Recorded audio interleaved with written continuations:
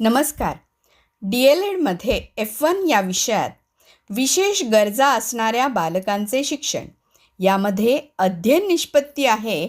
अध्ययन अडथळे असणाऱ्या मुलांना अध्यापन कसे करावे याचे कौशल्य प्राप्त करणे. मूल जन्माला आल्यानंतर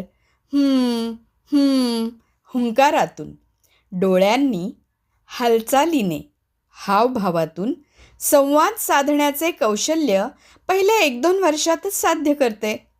परंतु आपले मूल तासनतास खेळत बसून संवाद साधत नसेल तर मात्र ही धोक्याची घंटा स्वमग्नतेची असू शकते.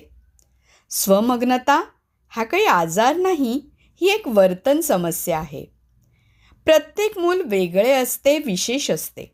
परंतु जर मूल स्वतःच्याच विश्वात राहून सामाजिक, भावनिक व वर्तनाच्या बाबतीत समस्या दाखवित असेल तर त्याला स्वमग्नता असे म्हणतात.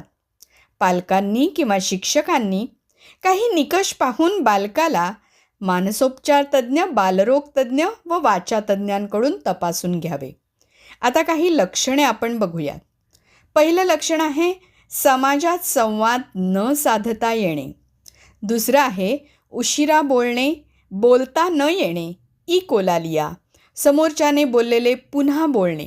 आपण विचारले तू काय करीत आहेस तर ते मूल आपल्याला परत विचारते तू काय करीत आहेस.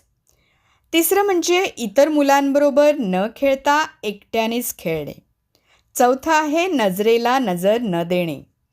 पाचवं आहे वारंवार एकसुरी वर्तन, जसे डोलणे, गोलगोल फिरणे किंवा हात हलवणे.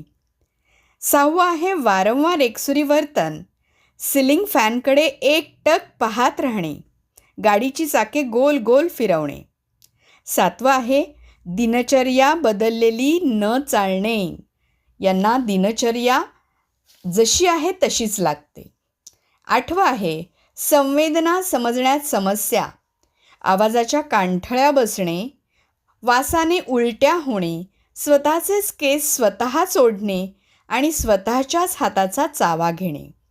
नववं आहे स्नायू विकासातील समस्या, चवड्यावर चालणे, बॉल पकडता न येणे. 10वं आहे सुरक्षिततेच्या समस्या, झोका घेणे, उंचावरून पडण्याची भीती नसणे, उंच उंच झोके घेतात, डोके आपटून घेणे. 11वं लक्षण जे आहे स्वावलंबन कौशल्यातल्या समस्येबद्दल, जसं स्वतःहून आंघोळ करता न येणे, ब्रश करता न येणे किंवा पॉटीला न जाणे. 12वं लक्षण आहे ते आहाराच्या आरोग्याच्या बाबतीत, झोप न लागणे आणि दुधाचे पदार्थ न पचणे. म्हणून ग्लुटेनयुक्त गव्हाचे पदार्थ पण यांना देत नाहीत. आता आपण पालक भूमिका बघणार आहोत. साधारण असे मूल जर घरात असेल तर पालकांनी काय केले पाहिजे? सर्वांगीण विकास होण्यासाठी आपण वेगळे कष्ट घ्यायचे आहेत. जसं भाषिक विकासासाठी पाल्याशी खूप बोला, घरातील वातावरण भाषेने तुडुंब भरून टाका, सतत छोटी छोटी वाक्य त्याला ऐकवा. बौद्धिक व कारक विकास होण्यासाठी बालकाला लक्ष केंद्रित करायला शिकवा आणि या कॉन्सन्ट्रेशनसाठीच घरी छोट्या छोट्या ॲक्टिव्हिटीज द्या.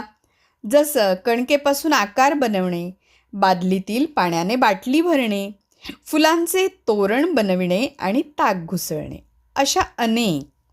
सामाजिक विकास होण्यासाठी मुख्य म्हणजे त्याला बाहेर घेऊन जा. समाजात, बाजारात त्याला वस्तू खरेदी करायला सांगा. त्याआधी घरात आय कॉन्टॅक्ट करायला शिकवा.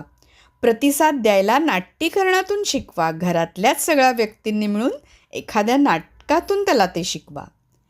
चौथा आहे स्वावलंबनाचा विकास करायचा. शाळेत जाण्यापूर्वी स्वतःच्या हाताने खाणे पिणे, स्वतःचे कपडे बूट स्वतः घालणे, शिशूची जाणीव, हे सर्व त्याला शिकवायचे आहे. यानंतर पालकांसाठी महत्त्वाचे म्हणजे कोणत्या शाळेत घालायचे हा निर्णय. ऑटिझम स्पेक्ट्रम डिसऑर्डर ASD 3 पातळी किंवा लेव्हलमध्ये असतो. पहिली लेव्हल जी आहे त्याच्यात थोडीशीच मदत बालकाला लागते. दुसरी लेव्हल जी आहे बरीच मदत त्या बालकाला लागते, परंतु आपण त्यांना एकात्म स्कूलमध्ये जर सूट झालं, इन्क्लुझिव्ह स्कूलमध्ये तर घालू शकतो. पण लेवल 3मध्ये मात्र सारखी मदत त्या ऑटिस्टिक मुलाला लागते, तेव्हा मात्र त्याला स्पेशल स्कूल म्हणजे विशेष शाळाच निवडावी. आता शिक्षकांची भूमिका काय असली पाहिजे? DLEDचे छात्राध्यापक, तुम्ही शिक्षक म्हणून काय करणार? तर स्वमग्नतेचे निदान न झालेले मूल जर शाळेत असेल तर त्याचा शोध घ्यायचा आहे. वरील आपण जे निकष पाहिले, लक्षणं पाहिले त्याच्यावरून. त्यानंतर हे लक्षात ठेवायचे की स्वमग्नतेची थोडी लक्षणे असलेले मूलच एकात्म शाळेत शिकू शकते. तिसरं म्हणजे आपली परीक्षा पद्धती, आपली शिक्षण पद्धती ही बौद्धिक विचारांवर अवलंबून आहे. एक विचार मग विचारांची साखळी अशी पद्धत आहे. पण स्वमग्न मुलांना ही नेहमीची शिक्षण पद्धती वापरता येत नाही, कारण ते एका ठिकाणी बसूच शकत नाहीत. म्हणून त्यांना प्रत्यक्ष कृतीपूर्ण पद्धत शिकवण्यासाठी वापरायची आहे. चौथं म्हणजे शिकवताना भरपूर वस्तूंचा वापर करून यांना शिकवायचं आहे आणि कन्सेप्ट क्लिअर होण्यासाठी यांना तेच ते परत रिपीट करण्यावर भर द्यायचा आहे. यांना शिकवताना चित्र, तक्ते, फ्लॅश कार्ड्स अशी चित्रपद्धती या मुलांना वापरायची. ते त्यांना खूप आवडते आणि लगेच कळते. पाचवं म्हणजे संगीत मंद असं लावून संगीत उपचार पद्धती यांच्यासाठी वापरू शकतो. 6वं म्हणजे यांना शिकवताना छोटे शब्द, छोटी वाक्य यांचा वापर करा. लांबलचक वाक्य लगेच यांना कळणार नाहीत. कम हिअर, गो देअर अशा पद्धतीची. 7वं म्हणजे परीक्षेची पद्धत. आता यांची परीक्षा घेताना मात्र पद्धत वेगळी वापरावी. परीक्षेत अनेक भाषेऐवजी एकाच भाषेचा वापर करावा. लांबलचक उत्तरं असतील तर मुद्देसूद उत्तरांचा वापर करावा. आणि 8वं म्हणजे महाराष्ट्र परीक्षा महामंडळाने इयत्ता 9वी ते 12वीपर्यंत शिकणाऱ्या मुलांना विषयांचे पर्याय दिले आहेत. कार्यानुभवसारखे जास्त विषय त्याच्यामध्ये त्यांनी दिलेले आहेत. गणित विषयाला कॅल्क्युलेटर वापरण्याची संधी दिलेली आहे. आणि खरंच सांगायचं तर लक्षात ठेवायचे प्रत्येकाने की प्रत्येक मूल विशेष आहे, सुंदर आहे. स्वमग्न मूल म्हणजे तर तो राजहंस एक आहे. त्याला स्वमग्न एकलकोंडेकर असे लेबलिंग करू नका. पालक, शिक्षक व समाज सर्वांनीच अशा मुलांना प्रेमाने, संयमाने व काळजी घेऊन वागवा. धन्यवाद.